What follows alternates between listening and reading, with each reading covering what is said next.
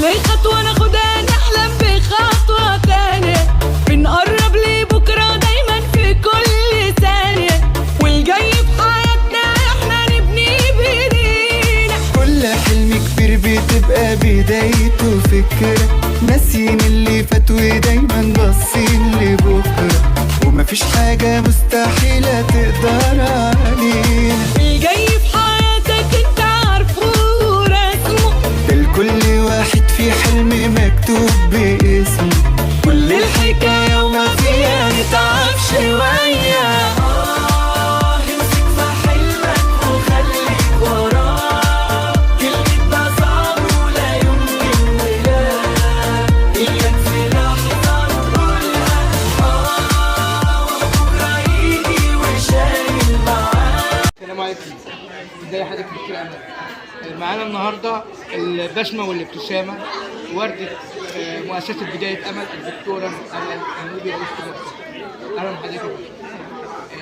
طبعا النهارده احتفاليه المؤسسه بمناسبه الاسراء والمعراج. طبعا فرق جميله بتاعت دور همم والاستماع الى اجمل الاناشيد اللي منهم. الاحتفاليه النهارده بقى طبعا بطبيعه خاصه بتمثل لك حاجه. نسمع من حضرتك. مثل ان اصحاب الهمم قادرون على ان يؤدوا جميع مهام الشخص الطبيعي. احنا كنا عاملين حفله وطنيه في عيد الشرطه وحفله يوم العالمي للمعاق، والنهارده حفله دينيه بمناسبه ليله الاسراء والمعراج.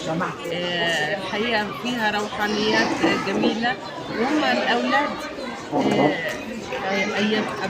هيبدعوا بجمال اصواتهم وادائهم، لان انا بعتبرهم الملائكه ربنا في الارض، فان شاء الله يسعدوا الجميع.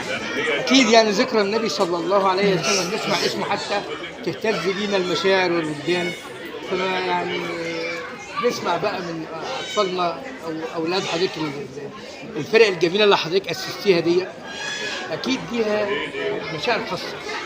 أكيد فريق انطلاقة إبداع،